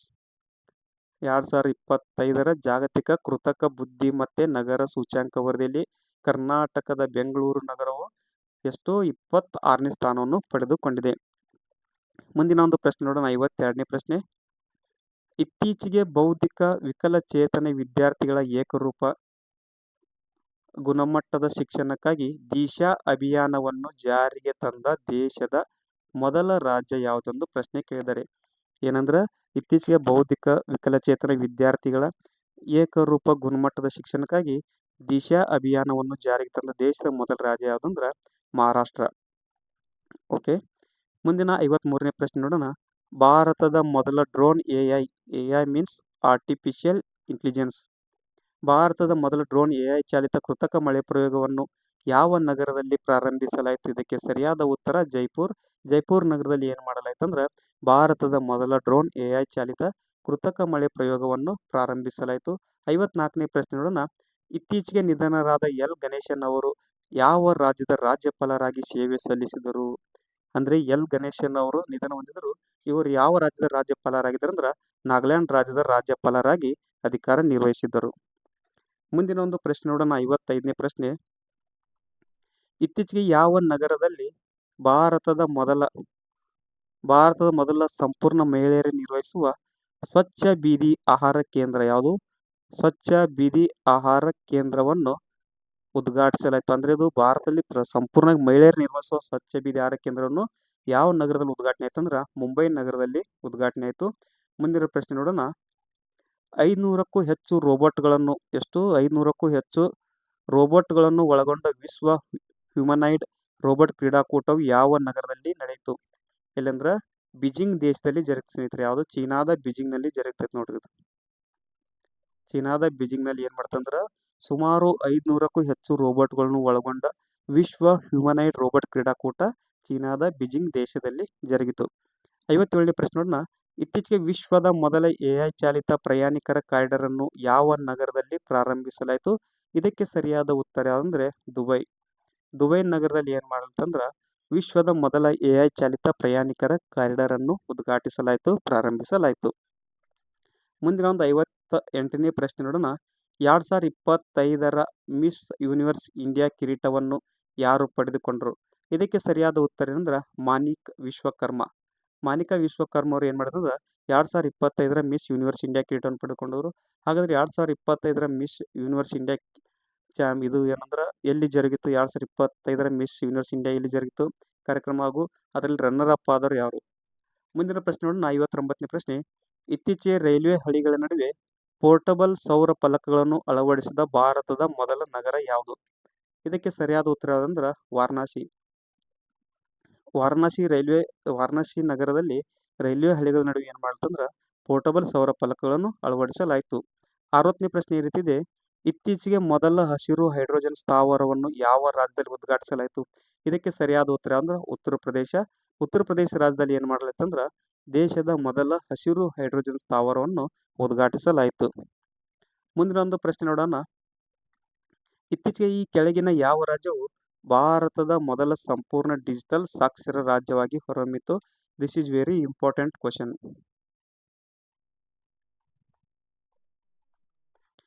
ಸ್ನೇಹಿತರೆ, ತುಂಬಾ ಮಹತ್ವದ ಪ್ರಶ್ನೆಯಾಗಿದೆ. ಯಾಕೆಂದ್ರೆ ಪ್ರಶ್ನೆ ಏನಂದ್ರೆ ಇತ್ತೀಚೆಗೆ ಕೆಳಗಿನ ಯಾವ ರಾಜ್ಯವು ಭಾರತದ ಮೊದಲ ಸಂಪೂರ್ಣ ಡಿಜಿಟಲ್ ಸಾಕ್ಷರ ರಾಜ್ಯ ಹೊರಹೊಮ್ಮಿತು? ಇದಕ್ಕೆ ಸರಿಯಾದ ಉತ್ತರ ಅಂದ್ರೆ ಕೇರಳ. ಕೇರಳ ರಾಜ್ಯ ಏನ್ ಮಾಡ್ತಂದ್ರ ಭಾರತದ ಮೊದಲ ಸಂಪೂರ್ಣ ಡಿಜಿಟಲ್ ಸಾಕ್ಷರ ರಾಜ್ಯವಾಗಿ ಹೊರಹೊಮ್ಮಿದೆ. ಮುಂದಿನ ಪ್ರಶ್ನೆ ಈ ರೀತಿ ಇದೆ. ಇತ್ತೀಚೆಗೆ CISF ಯಾವುದು? ಇತ್ತೀಚೆಗೆ CISF ತನ್ನ ಮೊದಲ ಮಹಿಳಾ ಕಮಾಂಡೋ ಘಟಕವನ್ನು ಯಾವ ರಾಜ್ಯದಲ್ಲಿ ಪ್ರಾರಂಭಿಸಿತು? ಇದಕ್ಕೆ ಸರಿಯಾದ ಉತ್ತರ ಯಾವುದಂದ್ರೆ ಮಧ್ಯಪ್ರದೇಶ. ಮಧ್ಯಪ್ರದೇಶದಲ್ಲಿ CISF ಏನು ಮಾಡ್ತಂದ್ರೆ ತನ್ನ ಮೊದಲ ಮಹಿಳಾ ಕಮಾಂಡೋ ಘಟಕವನ್ನು ಪ್ರಾರಂಭಿಸಿತು. ಮುಂದಿನ ಪ್ರಶ್ನೆ ಈ ರೀತಿ ಇದೆ. ಮೊದಲ ಕಲೆ ಮತ್ತು ಸಂಸ್ಕೃತ ಉತ್ಸವವನ್ನು ಯಾವ ದೇಶ ಆಯೋಜಿಸಿತು? ಇದಕ್ಕೆ ಸರಿಯಾದ ಉತ್ತರ ಯಾವುದಂದ್ರೆ ನೇಪಾಳ. ನೇಪಾಳ ದೇಶ ಏನು ಮಾಡ್ತಂದ್ರೆ ಮೊದಲ ಕಲೆ ಮತ್ತು ಸಂಸ್ಕೃತ ಉತ್ಸವವನ್ನು ಆಯೋಜಿಸಿದೆ. ಓಕೆ, ನೆಕ್ಸ್ಟ್ ಮುಂದಿನ ಪ್ರಶ್ನೆ ನೋಡೋಣ. ಇತ್ತೀಚೆಗೆ ಜಿಲ್ಲಾ ನ್ಯಾಯಾಂಗದಲ್ಲಿ AI ಬಳಕೆಯ ಕುರಿತು ಮಾರ್ಗಸೂಚಿಗಳನ್ನು ಪ್ರಕಟಿಸಿದ ಭಾರತದ ಮೊದಲ ರಾಜ್ಯ ಹೈಕೋರ್ಟ್ ಯಾವುದು? ಇದಕ್ಕೆ ಸರಿಯಾದ ಉತ್ತರ ಯಾವುದಂದ್ರೆ ಕೇರಳ ಹೈಕೋರ್ಟ್. ಕೇರಳ ಹೈಕೋರ್ಟ್ ಏನು ಮಾಡ್ತಂದ್ರೆ ಜಿಲ್ಲಾ ನ್ಯಾಯಾಂಗದಲ್ಲಿ AI ಬಳಕೆಯ ಕುರಿತು ಮಾರ್ಗಸೂಚಿಗಳನ್ನು ಪ್ರಕಟಿಸಿದ ಭಾರತದ ಮೊದಲ ರಾಜ್ಯ ಹೈಕೋರ್ಟ್ ಆಗಿ ಹೊರಹೊಮ್ಮಿತು. 65ನೇ ಪ್ರಶ್ನೆ ನೋಡೋಣ. ಇತ್ತೀಚೆಗೆ ಯಾವ ಸಂಸ್ಥೆಯು ಭಾರತದ ಮೊದಲ ರೋಬೋಟಿಕ್ ಲೇಸರ್ ಕಣ್ಣಿನ ಪೊರೆ ಶಸ್ತ್ರಚಿಕಿತ್ಸೆಯನ್ನು ನಡೆಸಿತು? ಇದಕ್ಕೆ ಸರಿಯಾದ ಉತ್ತರ ಯಾವುದಂದ್ರೆ ಸೇನಾ ಆಸ್ಪತ್ರೆ. ಈ ಸೇನಾ ಆಸ್ಪತ್ರೆ ಏನು ಮಾಡ್ತಂದ್ರೆ ಭಾರತದ ಮೊದಲ ರೋಬೋಟಿಕ್ ಲೇಸರ್ ಕಣ್ಣಿನ ಪೊರೆ ಶಸ್ತ್ರಚಿಕಿತ್ಸೆಯನ್ನು ನಡೆಸಿ ಯಶಸ್ವಿಯಾಗಿದೆ. ಮುಂದಿನ ಪ್ರಶ್ನೆ ನೋಡೋಣ. ಇತ್ತೀಚೆಗೆ ಭಾರತದ ಮೊದಲ ಮೊಬೈಲ್ ಟೆಂಪರ್ಡ್ ಗ್ಲಾಸ್ ಕಾರ್ಖಾನೆಯನ್ನು ಎಲ್ಲಿ ಉದ್ಘಾಟಿಸಲಾಯಿತು? ಇದಕ್ಕೆ ಸರಿಯಾದ ಉತ್ತರ ಅಂದ್ರೆ ನೋಯ್ಡಾ ಸರಿಯಾದ ಉತ್ತರವಾಗಿದೆ. ವೆರಿ ಇಂಪಾರ್ಟೆಂಟ್ ಪ್ರಶ್ನೆ ಸ್ನೇಹಿತರೆ. ಇದು ಮುಂದೆ ಬರುವಂಥ ಪರೀಕ್ಷೆಯಲ್ಲಿ ಕೇಳಬಹುದಾದಂಥ ಪ್ರಮುಖವಾದ ಪ್ರಶ್ನೆಯಾಗಿದೆ. ಪ್ರಶ್ನೆ ಏನಂದ್ರೆ ಭಾರತದ ಮೊದಲ ಮೊಬೈಲ್ ಟೆಂಪರ್ಡ್ ಗ್ಲಾಸ್ ಕಾರ್ಖಾನೆಯನ್ನು ಎಲ್ಲಿ ಉದ್ಘಾಟಿಸಲಾಯಿತು? ಸರಿಯಾದ ಉತ್ತರ ನೋಯ್ಡಾ ನಗರದಲ್ಲಿ ಉದ್ಘಾಟಿಸಲಾಯಿತು. ಮುಂದಿನ ಒಂದು ಪ್ರಶ್ನೆ ನೋಡೋಣ.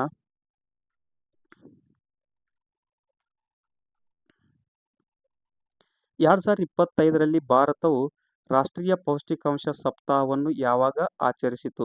ಅಂದ್ರೆ 2025ರಲ್ಲಿ ಯಾವುದಂದ್ರೆ ರಾಷ್ಟ್ರೀಯ ಪೌಷ್ಟಿಕಾಂಶ ಸಪ್ತಾಹವನ್ನು ಯಾವಾಗ ಆಚರಿಸ್ತಂದ್ರ ಸೆಪ್ಟೆಂಬರ್ 1ರಿಂದ ಸೆಪ್ಟೆಂಬರ್ 7ರವರೆಗೆ 2025ರಲ್ಲಿ ಭಾರತ ಏನು ಮಾಡತ್ತಂದ್ರೆ ರಾಷ್ಟ್ರೀಯ ಪೌಷ್ಟಿಕಾಂಶ ಸಪ್ತಾಹವನ್ನು ಆಚರಿಸಿತು.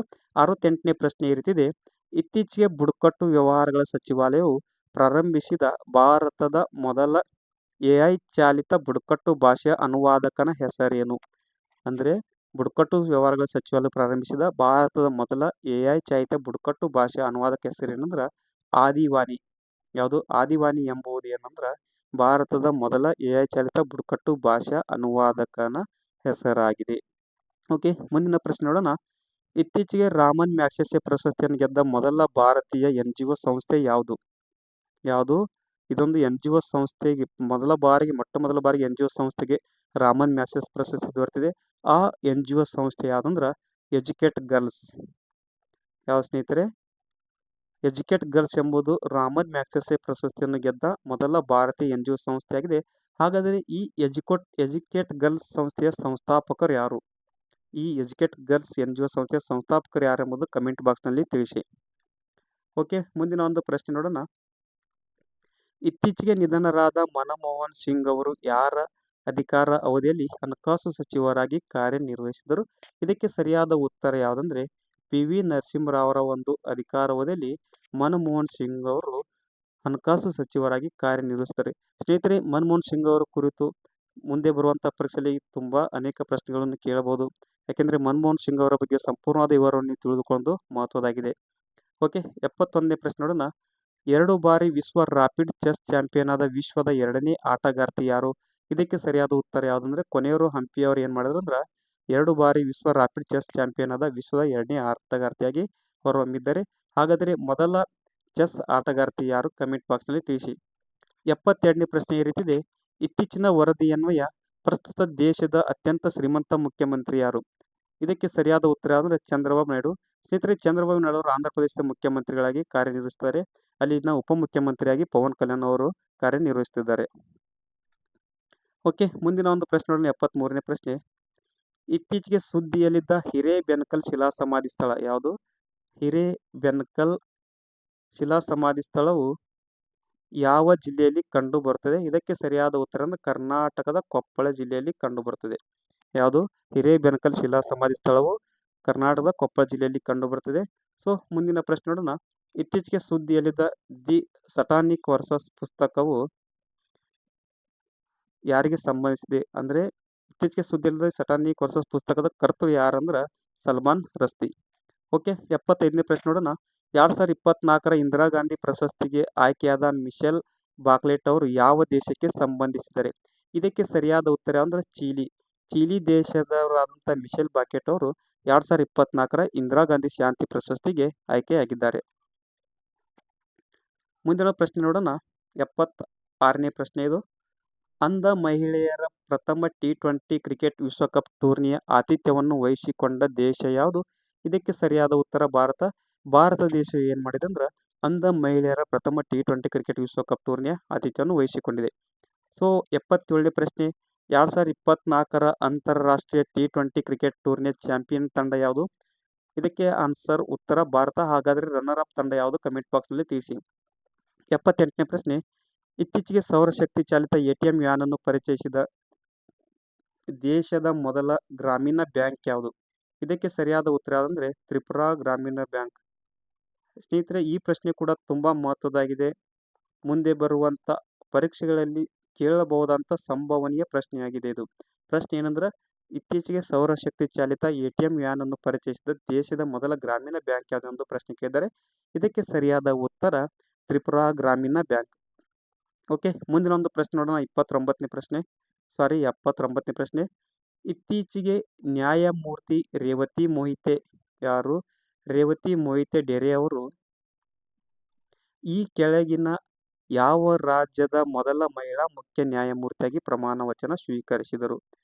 ಅಂದ್ರೆ ರೇವತಿ ಮೊಹಿತೆ ಡೆರೆ ಅವರು ಯಾವ ರಾಜ್ಯದ ಮೊದಲ ಮಹಿಳಾ ಮುಖ್ಯ ನ್ಯಾಯಮೂರ್ತಿಯಾಗಿ ಪ್ರಮಾಣ ವಚನ ಸ್ವೀಕರಿಸಿದ್ರು ಅಂದ್ರೆ ಮೇಘಾಲಯ ರಾಜ್ಯದ ಮೊದಲ ಮಹಿಳಾ ಮುಖ್ಯ ನ್ಯಾಯಮೂರ್ತಿಯಾಗಿ ಪ್ರಮಾಣ ವಚನ ಸ್ವೀಕರಿಸಿದರು ಯಾರು? ರೇವತಿ ಮೊಹಿತೆ ಡೆರೆ. ಓಕೆ, ಮುಂದಿನ ಪ್ರಶ್ನೆ 80ನೇ ಪ್ರಶ್ನೆ. ಇತ್ತೀಚೆಗೆ ಕೆಳಗಿನ ಯಾವ ರಾಜ್ಯದಲ್ಲಿ ಭಾರತದ ಮೊದಲ ಸಂಪೂರ್ಣ ಕಾಗದ ರಹಿತ ಜಿಲ್ಲಾ ನ್ಯಾಯಾಲಯ ಸ್ಥಾಪನೆಗೊಂಡಿತು? ಇದಕ್ಕೆ ಸರಿಯಾದ ಉತ್ತರ ಕೇರಳ ರಾಜ್ಯದಲ್ಲಿ ಭಾರತದ ಮೊದಲ ಸಂಪೂರ್ಣ ಕಾಗದ ರಹಿತ ಜಿಲ್ಲಾ ನ್ಯಾಯಾಲಯ ಸ್ಥಾಪನೆಗೊಂಡಿತು. ಓಕೆ, ಮುಂದಿನ ಪ್ರಶ್ನೆ 81ನೇ ಪ್ರಶ್ನೆ. ಇತ್ತೀಚೆಗೆ ಫಿಡೆ ಚೆಸ್ ವಿಶ್ವಕಪ್ 2025ರ ಟ್ರೋಫಿಯನ್ನು ಯಾರ ಹೆಸರಿಗೆ ಮರುನಾಮಕರಣ ಮಾಡಲಾಗಿದೆ? ಇದಕ್ಕೆ ಸರಿಯಾದ ಉತ್ತರ Vishwanath Anand. This is very important question. ಇದು ಕೂಡ ತುಂಬಾ ಮಹತ್ವದ ಪ್ರಶ್ನೆ ಆಗಿದೆ ಸ್ನೇಹಿತರೆ. ಪ್ರಶ್ನೆ ಏನಂದ್ರೆ ಇತ್ತೀಚೆಗೆ ಫಿಡೆ ಚೆಸ್ ವಿಶ್ವಕಪ್ 2025ರ ಟ್ರೋಫಿಯನ್ನು ಯಾರ ಹೆಸರಿಗೆ ಮರುನಾಮಕರಣ ಮಾಡಲಾಯಿತು ಅಂದ್ರೆ ವಿಶ್ವನಾಥ್ ಆನಂದ್ ಎಂದು ಮರುನಾಮಕರಣ ಮಾಡಲಾಯಿತು. ಓಕೆ ಸ್ನೇಹಿತರೆ, 82ನೇ ಪ್ರಶ್ನೆ. ಇತ್ತೀಚೆಗೆ ಐರ್ಲೆಂಡ್ ದೇಶದ ನೂತನ ಅಧ್ಯಕ್ಷರಾಗಿ ಯಾರು ನೇಮಕಗೊಂಡಿದ್ದಾರೆ? ಇದಕ್ಕೆ ಸರಿಯಾದ ಉತ್ತರ ಯಾವ್ದಂದ್ರೆ ಕ್ಯಾಥರಿನ್ ಕಾನೋಲಿ ಅವರು ಐರ್ಲೆಂಡ್ ದೇಶದ ನೂತನ ಅಧ್ಯಕ್ಷರಾಗಿ ನೇಮಕಗೊಂಡಿದ್ದಾರೆ. ಸೊ 83ನೇ ಪ್ರಶ್ನೆ ನೋಡೋಣ. ಇತ್ತೀಚೆಗೆ ವಿಶ್ವ ಆಹಾರ ಪ್ರಶಸ್ತಿ ಪ್ರತಿಷ್ಠಾನವು 2025ರ ಉನ್ನತ ಕೃಷಿ ಆಹಾರ ಪ್ರವರ್ತಕ ಎಂದು ಯಾರನ್ನು ಗುರುತಿಸಿದೆ? ಅಂದ್ರೆ ವಿಶ್ವ ಆಹಾರ ಪ್ರಶಸ್ತಿ ಪ್ರತಿಷ್ಠಾನ ಏನ್ ಮಾಡ್ತಂದ್ರೆ 2025ರ ಉನ್ನತ ಕೃಷಿ ಆಹಾರ ಪ್ರವರ್ತಕ ಎಂದು ಯಾರನ್ನು ಗುರುತಿಸಿದೆ ಅಂದ್ರೆ ಶೇಫ್ ಸಂಜು ಕಪೂರ್, ಭಾರತದ ಶೇಫ್ ಸಂಜು ಕಪೂರ್ ಅವರನ್ನು ಉನ್ನತ ಕೃಷಿ ಆಹಾರ ಪ್ರವರ್ತಕ ಎಂದು ಗೌರವಿಸಿತು. ಹಾಗಾದ್ರೆ 2025ರ ICC ಮಹಿಳಾ ಏಕದಿನ ವಿಶ್ವಕಪ್ ಗೆದ್ದ ತಂಡ ಯಾವುದು? ಇದಕ್ಕೆ ಸರಿಯಾದ ಉತ್ತರ ಭಾರತ ದೇಶ ಏನ್ ಮಾಡ್ತಂದ್ರ 2024ರ ICC ಮಹಿಳಾ ಏಕದಿನ ವಿಶ್ವಕಪ್ ಅನ್ನು ಗೆದ್ದುಕೊಂಡಿತು. 85ನೇ ಪ್ರಶ್ನೆ ನೋಡೋಣ. 85ನೇ ಪ್ರಶ್ನೆ ಈ ರೀತಿದೆ. ಇತ್ತೀಚೆಗೆ ರಾಮ್ಸರ್ ತಾಣವಾಗಿ ಘೋಷಿಸಲ್ಪಟ್ಟ ಗೋಗಬಿಲ್ ಸರೋವರ ಯಾವುದು? ಗೋಗಬಿಲ್ ಸರೋವರವನ್ನು ಇತ್ತೀಚೆಗೆ ಏನ್ ಮಾಡ್ತಂದ್ರೆ ರಾಮ್ಸರ್ ತಾಣವಾಗಿ ಘೋಷಿಸಲ್ಪಡ್ತು. ಹಾಗಾದ್ರೆ ಈ ಗೋಗಬಿಲ್ ಸರೋವರ ಯಾವ ರಾಜ್ಯದಲ್ಲಿ ಕಂಡು ಬರುತ್ತದೆ ಎಂದು ಪ್ರಶ್ನೆ ಕೇಳಿದರೆ ಇದಕ್ಕೆ ಸರಿಯಾದ ಉತ್ತರ ಅಂದ್ರೆ ಬಿಹಾರ್. ಅಂದ್ರೆ ಇತ್ತೀಚೆಗೆ ನೂತನವಾಗಿ ರಾಮ್ಸರ್ ತಾಣವಾಗಿ ಘೋಷಿಸಲ್ಪಟ್ಟ ಗೋಗಬಿಲ್ ಸರೋವರವು ಬಿಹಾರ್ ರಾಜ್ಯದಲ್ಲಿ ಕಂಡು ಬರುತ್ತದೆ. ಓಕೆ, 86ನೇ ಪ್ರಶ್ನೆ ನೋಡೋಣ. 2025ರಲ್ಲಿ ಗ್ಯಾಸ್ಟ್ರೋನಮಿ ಕ್ಷೇತ್ರದಲ್ಲಿ ಯುನೆಸ್ಕೋ ಸೃಜನಾತ್ಮಕ ನಗರವೆಂದು ಯಾವ ನಗರವನ್ನು ಘೋಷಿಸಲಾಯಿತು? ಸೊ ಫ್ರೆಂಡ್ಸ್, ಇದು ಕೂಡ ವೆರಿ ಇಂಪಾರ್ಟೆಂಟ್ ಪ್ರಶ್ನೆಯಾಗಿದೆ, ತುಂಬಾ ಮಹತ್ವದ ಪ್ರಶ್ನೆಯಾಗಿದೆ. ಪ್ರಶ್ನೆ ಏನಂದ್ರೆ 2025ರಲ್ಲಿ ಯುನೆಸ್ಕೋ ಸೃಜನಾತ್ಮಕ ನಗರವೆಂದು ಯಾವ ನಗರವನ್ನು ಘೋಷಿಸಲಾಯ್ತಂದ್ರ ಲಕ್ನೋ ನಗರವನ್ನು ಏನ್ ಮಾಡಲಾಯ್ತಂದ್ರ ಗ್ಯಾಸ್ಟ್ರೋನಮಿ ಕ್ಷೇತ್ರದಲ್ಲಿ ಯುನೆಸ್ಕೋ ಸೃಜನಾತ್ಮಕ ನಗರವೆಂದು ಘೋಷಿಸಲಾಯಿತು. 87ನೇ ಪ್ರಶ್ನೆ ಈ ರೀತಿದೆ. ಸೌರಶಕ್ತಿ ಚಾಲಿತ ಉಪಗ್ರಹಗಳನ್ನು ಬಳಸಿಕೊಂಡು ಬಾಹ್ಯಾಕಾಶದಲ್ಲಿ AI ಡೇಟಾ ಕೇಂದ್ರಗಳನ್ನು ನಿರ್ಮಿಸುವ ಗೂಗಲ್ನ ಯೋಜನೆ ಹೆಸರೇನು? ಆ ಯೋಜನೆ ಹೆಸರಂದ್ರ sun catcher. This is very important question. ಮುಂದೆ ಬರುವಂತಹ ಪರೀಕ್ಷೆಗಳಲ್ಲಿ ಅತಿ ಹೆಚ್ಚು ಕೇಳಬಹುದಾದ ಸಂಭವನೀಯ ಪ್ರಶ್ನೆಯಾಗಿದೆ ಇದು. ಪ್ರಶ್ನೆ ಏನಂದ್ರೆ ಸೌರಶಕ್ತಿ ಚಾಲಿತ ಉಪಗ್ರಹಗಳನ್ನು ಬಳಸಿಕೊಂಡು ಬಾಹ್ಯಾಕಾಶದಲ್ಲಿ AI ಡೇಟಾ ಕೇಂದ್ರಗಳು ನಿರ್ಮಿಸುವ ಗೂಗಲ್ ಯೋಜನೆ ಹೆಸರೇನಂದ್ರೆ ಸನ್ ಕ್ಯಾಚರ್. ನೆನಪಿಟ್ಕೊಳ್ಳಿ ಸ್ನೇಹಿತರೆ, ಹೆಸರೇನು? ಸನ್ ಕ್ಯಾಚರ್. ಓಕೆ, 88ನೇ ಪ್ರಶ್ನೆ. ನೀತಿ ಆಯೋಗದ ಪ್ರಕಾರ ಯಾವುದು? ನೀತಿ ಆಯೋಗದ ಪ್ರಕಾರ ಭಾರತದ ಜೈವಿಕ ಆರ್ಥಿಕತೆಯು ಯಾವ ವರ್ಷದ ವೇಳೆಗೆ 300 ಬಿಲಿಯನ್ ತಲುಪುವ ನಿರೀಕ್ಷೆ ಇದೆ? ಯಾವ ವರ್ಷ? 2030ರ ವೇಳೆಗೆ ಭಾರತದ ಜೈವಿಕ ಆರ್ಥಿಕತೆಯು 300 ಬಿಲಿಯನ್ ತಲುಪುವ ನಿರೀಕ್ಷೆಯನ್ನು ಹೊಂದಿದೆ ಎಂದು ನೀತಿ ಆಯೋಗ ವರದಿ ತಿಳಿಸಿದೆ. ಓಕೆ, 89ನೇ ಪ್ರಶ್ನೆ. ಇತ್ತೀಚೆಗೆ ಉಪಗ್ರಹ ಆಧಾರಿತ ಇಂಟರ್ನೆಟ್ ಸೇವೆಗಳಿಗಾಗಿ ಎಲಾನ್ ಮಸ್ಕ್ ಅವರ ಸ್ಟಾರ್ಲಿಂಕ್ ನೊಂದಿಗೆ ಪಾಲುದಾರಿಕೆ ಮಾಡಿಕೊಂಡ ದೇಶದ ಮೊದಲ ರಾಜ್ಯ ಯಾವುದು? ಇದಕ್ಕೆ ಸರಿಯಾದ ಉತ್ತರ ಅಂದ್ರೆ ಮಹಾರಾಷ್ಟ್ರ. ಸ್ನೇಹಿತರೆ, ಮಹಾರಾಷ್ಟ್ರ ರಾಜ್ಯ ಏನ್ ಮಾಡ್ತಂದ್ರ ಉಪಗ್ರಹ ಆಧಾರಿತ ಇಂಟರ್ನೆಟ್ ಸೇವೆಗಳಿಗಾಗಿ ಎಲಾನ್ ಮಸ್ಕ್ ಅವರ ಒಂದು ಸ್ಟಾರ್ಲಿಂಕ್ ಬಾಹ್ಯಾಕಾಶದೊಂದಿಗೆ ಪಾಲುದಾರಿಕೆ ಒಪ್ಪಂದ ಮಾಡಿಕೊಂಡಿದೆ. ಯಾವ ರಾಜ್ಯ? ಮಹಾರಾಷ್ಟ್ರ. ಓಕೆ, 90ನೇ ಪ್ರಶ್ನೆ. ಇತ್ತೀಚೆಗೆ ಸಮರ್ಥ ರಾಷ್ಟ್ರೀಯ ಬಿಲ್ಲುಗಾರಿಕೆ ತಂಡಕ್ಕೆ ಆಯ್ಕೆಯಾದ ಮೊದಲ ಭಾರತೀಯ ಪ್ಯಾರಾ ಆರ್ಚರ್ ಯಾರು? ಶೀತಲ್ ದೇವಿ. ಯಾರು ಸ್ನೇಹಿತರೆ? ಶೀತಲ್ ದೇವಿ. ಸ್ನೇಹಿತರೆ, ಮುಖ್ಯವಾಗಿ ಹೇಳ್ಬೇಕಾದ್ರೆ ಶೀತಲ್ ದೇವಿಯರಿಗೆ 2 ಕೈಗಳಿಲ್ಲ, ಆದ್ರೂ ಕೂಡ ಅವರು ಜಗತ್ತೇ ತಿರುಗಿ ನೋಡುವಂತ ಒಂದು ಮಹತ್ವದ ಸಾಧನೆಯನ್ನು ಮಾಡಿದ್ದಾರೆ. ಯಾರು? ಶೀತಲ್ ದೇವಿಯವರು. ಸೊ ಶೀತಲ್ ದೇವರು ಏನಂದ್ರ ಸಮರ್ಥ ರಾಷ್ಟ್ರೀಯ ಬಿಲ್ಲುಗಾರಿಕೆ ತಂಡಕ್ಕೆ ಆಯ್ಕೆಯಾದ ಮೊದಲ ಭಾರತೀಯ ಪ್ಯಾರಾ ಆರ್ಚರ್ ಆಗಿ ಹೊರಹೊಮ್ಮಿದರು. ಓಕೆ ಸ್ನೇಹಿತರೆ, ಕೊನೆಯ 10 ಪ್ರಶ್ನೆಗಳಿವೆ. ಆ 10 ಪ್ರಶ್ನೆಗಳನ್ನ ನೋಡೋಣ. 91ನೇ ಪ್ರಶ್ನೆ. ಇತ್ತೀಚೆಗೆ ಭಾರತದ 91ನೇ ಚೆಸ್ ಗ್ರ್ಯಾಂಡ್ ಮಾಸ್ಟರ್ ಆಗಿ ಯಾರು ಹೊರಹೊಮ್ಮಿದ್ರು ಅಂದ್ರೆ ರಾಹುಲ್ ವಿ.ಎಸ್. ಅವರು ಭಾರತದ 91ನೇ ಚೆಸ್ ಗ್ರ್ಯಾಂಡ್ ಮಾಸ್ಟರ್ ಆಗಿ ಹೊರಹೊಮ್ಮಿದರು. 92ನೇ ಪ್ರಶ್ನೆ. ಇತ್ತೀಚೆಗೆ ಭಾರತದ ಮೊದಲ ಸಂಪೂರ್ಣ ಡಿಜಿಟಲ್ ವಸ್ತು ಸಂಗ್ರಹಾಲಯವನ್ನು ಯಾವ ನಗರದಲ್ಲಿ ಉದ್ಘಾಟಿಸಲಾಯಿತು? ಇದಕ್ಕೆ ಸರಿಯಾದ ಉತ್ತರ ಅಂದ್ರೆ ನವರಾಯ್ಪುರದಲ್ಲಿ ಭಾರತದ ಮೊದಲ ಡಿಜಿಟಲ್ ವಸ್ತು ಸಂಗ್ರಹಾಲಯವನ್ನು ಉದ್ಘಾಟಿಸಲಾಯಿತು. 93ನೇ ಪ್ರಶ್ನೆ. ಇತ್ತೀಚೆಗೆ ಸುದ್ದಿಯಲ್ಲಿದ್ದ ರಾಮನವಮಿ ಬುಡಕಟ್ಟು ಜನಾಂಗದವರು ಯಾವ ರಾಜ್ಯದಲ್ಲಿ ಕಂಡು ಬರುತ್ತಾರೆ? ಓಕೆ ಸ್ನೇಹಿತರೆ, ಪ್ರಶ್ನೆ ಏನಂದ್ರ ಇತ್ತೀಚೆಗೆ ಸುದ್ದಿಯಲ್ಲಿದ್ದ ರಾಮನವಮಿ ಬುಡಕಟ್ಟು ಜನಾಂಗದವರು ಯಾವ ರಾಜ್ಯದಲ್ಲಿ ಕಂಡು ಬರ್ತಾರೆ ಅಂದ್ರೆ ಛತ್ತೀಸ್ಗಢ. ಸ್ನೇಹಿತರೆ, ಛತ್ತೀಸ್ಗಢದಲ್ಲಿ ಕಂಡು ಬರೋ ಈ ರಾಮನವಮಿ ಬುಡಕಟ್ಟು ಜನಾಂಗದವ್ರು ಏನಂದ್ರ ಅವರು ಮುಖ್ಯವಾಗಿ ಏನಂದ್ರೆ ಅವರ ಕೈ ಮೇಲೆ ಮೈ ಮೇಲೆ ಎಲ್ಲ ರಾಮನ ಹೆಸರುಗಳನ್ನು ಬರೆದುಕೊಂಡಿರ್ತಾರೆ ಮತ್ತು ಅವರ ಮನೆಗಳ ಮೇಲೆ ಕೂಡ ರಾಮನ ಜಪ, ರಾಮನ ಶ್ಲೋಕಗಳನ್ನು ಬರೆದುಕೊಂಡಿರ್ತಾರೆ. ಸೊ ಹಾಗಾಗಿ ರಾಮನವಮಿ ಬುಡಕಟ್ಟು ಜನಾಂಗ ಎಲ್ಲಿ ಕಂಡು ಬರ್ತಂದ್ರ ಛತ್ತೀಸ್ಗಢ ರಾಜ್ಯದಲ್ಲಿ ಕಂಡು ಬರುತ್ತದೆ. ಓಕೆ ಸ್ನೇಹಿತರೆ, 97ನೇ ಪ್ರಶ್ನೆ ನೋಡೋಣ. ಇತ್ತೀಚೆಗೆ ರಕ್ಷಣಾ ಸಚಿವ ರಾಜನಾಥ್ ಸಿಂಗ್ ಅವರು ಈ ಕೆಳಗಿನ ಯಾವ ಸಂಸ್ಥೆಗೆ ಮಿನಿ ರತ್ನ ಸ್ಥಾನಮಾನವನ್ನು ನೀಡಿದರು? ಅಂದರೆ ಯಾವ ಸಂಸ್ಥೆಗೆ ಮಿನಿ ರತ್ನ ಸ್ಥಾನಮಾನ ನೀಡಿದ್ರು ಅಂದ್ರೆ ಹಿಂದೂಸ್ತಾನ್ ಶಿಪ್ಯಾರ್ಡ್ ಲಿಮಿಟೆಡ್ಗೆ. ಅಂದರೆ ರಕ್ಷಣಾ ಸಚಿವ ರಾಜನಾಥ್ ಸಿಂಗ್ ಅವ್ರು ಏನು ಮಾಡ್ತಾರೆ ಅಂದ್ರೆ ಹಿಂದೂಸ್ತಾನ್ ಶಿಪ್ಯಾರ್ಡ್ ಲಿಮಿಟೆಡ್ಗೆ ಮಿನಿ ರತ್ನ ಸ್ಥಾನಮಾನವನ್ನು ನೀಡಿದರು. ಓಕೆ ಸ್ನೇಹಿತರೆ, 98ನೇ ಪ್ರಶ್ನೆ ನೋಡೋಣ.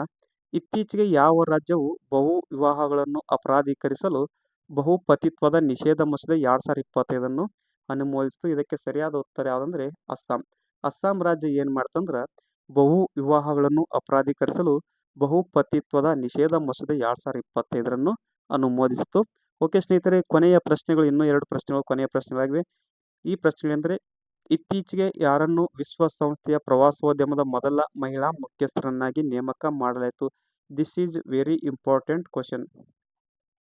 ಪ್ರಶ್ನೆ ಏನಂದ್ರೆ ಇತ್ತೀಚೆಗೆ ಯಾರನ್ನು ವಿಶ್ವಸಂಸ್ಥೆಯ ಪ್ರವಾಸೋದ್ಯಮದ ಮೊದಲ ಮಹಿಳಾ ಮುಖ್ಯಸ್ಥರನ್ನಾಗಿ ನೇಮಕ ಮಾಡಲಾಯಿತು ಅಂತ ಪ್ರಶ್ನೆ ಕೇಳಿದರೆ ಇದಕ್ಕೆ ಸರಿಯಾದ ಉತ್ತರ ಏನಂದ್ರೆ ಶೈಖಾ ನಾಸರ್ ಅಲ್ ನವೈಸ್. ಯಾರು? ಶೈಖಾ ನಾಸರ್ ಅಲ್ ನವೈಸ್ ಅವರನ್ನು ಏನು ಮಾಡಲಾಯ್ತು? ವಿಶ್ವಸಂಸ್ಥೆಯ ಪ್ರವಾಸೋದ್ಯಮದ ಮೊದಲ ಮಹಿಳಾ ಮುಖ್ಯಸ್ಥರನ್ನಾಗಿ ನೇಮಕ ಮಾಡಲಾಯಿತು. ಹಾಗಾದರೆ ಸ್ನೇಹಿತರೆ, ಈ ಶೈಖಾ ನಾಸರ್ ಅಲ್ ನವೈಸ್ ಅವರು ಯಾವ ದೇಶಕ್ಕೆ ಸಂಬಂಧಿಸಿದ್ದಾರೆ ಎಂಬುದನ್ನು ಕಮೆಂಟ್ ಬಾಕ್ಸ್ನಲ್ಲಿ ತಿಳಿಸಿ. ಓಕೆ, ಕೊನೆಯ ಪ್ರಶ್ನೆ 100ನೇ ಪ್ರಶ್ನೆ ಈ ರೀತಿದೆ. 2025 2ನೇ ಸಾಂಪ್ರದಾಯಿಕ ಔಷಧ ಜಾಗತಿಕ ಶೃಂಗಸಭೆ ಎಲ್ಲಿ ಜರುಗಿತು ಅಂತ ಕೇಳಿದರೆ ಇದು ನವದೆಹಲಿ ಜರುಗಿತು. ಸ್ನೇಹಿತರೆ, 2025 WHO ಆಗಬೇಕಿದ್ದು 2025 WHO ನ 2ನೇ ಸಾಂಪ್ರದಾಯಿಕ ಔಷಧ ಜಾಗತಿಕ ಶೃಂಗಸಭೆ ಎಲ್ಲಿ ಜರುಗಿತು ಅಂದ್ರೆ ನವದೆಹಲಿ ಜರುಗಿತು. ಓಕೆ ಸ್ನೇಹಿತರೆ, ಈಗಾಗಲೇ ಇಂದಿನ ತರಗತಿಯಲ್ಲಿ ನಾನು ಸುಮಾರು 2025ಕ್ಕೆ ಸಂಬಂಧಿಸಿದ 100 ಪ್ರಶ್ನೆಗಳ ಒಂದು ಕ್ಲಾಸ್ ಮಾಡಿದ್ದೇನೆ. ಸೊ ಇದು ಕೂಡ 100 ಪ್ರಶ್ನೆಗಳ ಒಂದು ಪ್ರಚಲಿತ ವಿಷಯಕ್ಕೆ ಸಂಬಂಧಿಸಿದಂಥ ತರಗತಿಯಾಗಿದೆ. ಓಕೆ ಸ್ನೇಹಿತರೆ, ಕೊನೆಯದಾಗಿ ಹೇಳೋದೇನೆಂದರೆ ನಮ್ಮದು ಜ್ಞಾನ ಸಂಗಮ ಒಂದು ಟೆಲಿಗ್ರಾಮ್ ಗ್ರೂಪ್ ಇದೆ. ಇದು ಜ್ಞಾನ ಸಂಗಮ. ಸೊ ನೀವು ಟೆಲಿಗ್ರಾಮ್ನಲ್ಲಿ ಜ್ಞಾನ ಸಂಗಮ ಸರ್ಚ್ ಮಾಡಿದ್ರೆ ತೋರಿಸುತ್ತೆ. ಅಲ್ಲಿ ಸುಮಾರು 62,000 ಜನಕ್ಕಿಂತ ಹೆಚ್ಚು ಸಬ್ಸ್ಕ್ರೈಬ್ ಇದ್ದಾರೆ. ಸೊ ಈ ಗ್ರೂಪ್ನಲ್ಲಿ ಪ್ರತಿನಿತ್ಯ ಬೆಳಗ್ಗೆ 11 ಗಂಟೆಗೆ, ಮಧ್ಯಾಹ್ನ 2 ಗಂಟೆಗೆ, ಸಂಜೆ 6 ಗಂಟೆಗೆ ಮತ್ತು ರಾತ್ರಿ 10 ಗಂಟೆಗೆ ವಿಶೇಷವಾದ ಕ್ವಿಜ್ಗಳು ನಡೆಸಲಾಗುತ್ತದೆ. ಸೊ ಈ ಸಮಯದಲ್ಲಿ ಮುಖ್ಯವಾಗಿ ಕ್ವಿಜ್ಗಳು ನಡೆಸಲಾಗುತ್ತದೆ. ಅದೇ ರೀತಿ ನಮ್ಮದು ಒಂದು ಇನ್ಸ್ಟಾಗ್ರಾಮ್ ಪೇಜ್ ಇದೆ, ಅದು ಜ್ಞಾನ ಸಂಗಮ ಸ್ಟಡಿ ಸರ್ಕಲ್ ಪೇಜ್ ಇದೆ. ಸೊ ನೀವು ಇನ್ಸ್ಟಾಗ್ರಾಮಲ್ಲಿ ಜ್ಞಾನ ಸಂಗಮ ಅಂತ ಸರ್ಚ್ ಮಾಡಿದರೆ ನಮ್ಮದು ಇನ್ಸ್ಟಾ ಪೇಜ್ ಓಪನ್ ಆಗ್ತದೆ. ಅಲ್ಲಿ ಕೂಡ ಫಾಲೋ ಮಾಡಿ, ಸಪೋರ್ಟ್ ಮಾಡಿ, ಯಾಕೆಂದರೆ ಅಲ್ಲಿ ಕೂಡ ವಿಶೇಷವಾದ ಮಾಹಿತಿಗಳನ್ನು ಅಪ್ಲೋಡ್ ಮಾಡಲಾಗುತ್ತದೆ. ಓಕೆ ಸ್ನೇಹಿತರೆ, ಇಲ್ಲಿವರೆಗೆ ತರಗತಿಯನ್ನು ವೀಕ್ಷಿಸಿದ್ದಕ್ಕಾಗಿ ನಿಮಗೆಲ್ಲರಿಗೂ ಧನ್ಯವಾದಗಳು. ಇದೇ ರೀತಿ ಮುಂದೆ ಇನ್ನೂ ಹಲವಾರು ವಿಶೇಷ ಕ್ಲಾಸ್ಗಳನ್ನು ಅಪ್ಡೇಟ್ ಮಾಡಲಾಗುತ್ತದೆ. ಅದೇ ರೀತಿ ಎಲ್ಲರಿಗೂ ನಮ್ಮ ಚಾನಲನ್ನು ಸಬ್ಸ್ಕ್ರೈಬ್ ಮಾಡಿ ಹಾಗೂ ನಿಮ್ಮ ಸ್ನೇಹಿತರಿಗೂ ಶೇರ್ ಮಾಡಿ. ಇಲ್ಲಿವರೆಗೆ ತರಗತಿ ವೀಕ್ಷಿಸಿದ ಎಲ್ಲರಿಗೂ ಧನ್ಯವಾದಗಳು. ಮುಂದಿನ ತರಗತಿಯಲ್ಲಿ ಮತ್ತೆ ವಿಶೇಷವಾದ ಕ್ಲಾಸ್ಗಳೊಂದಿಗೆ ಮತ್ತೆ ಸಿಗೋಣ. ಎಲ್ಲರಿಗೂ ಧನ್ಯವಾದಗಳು. Thank you.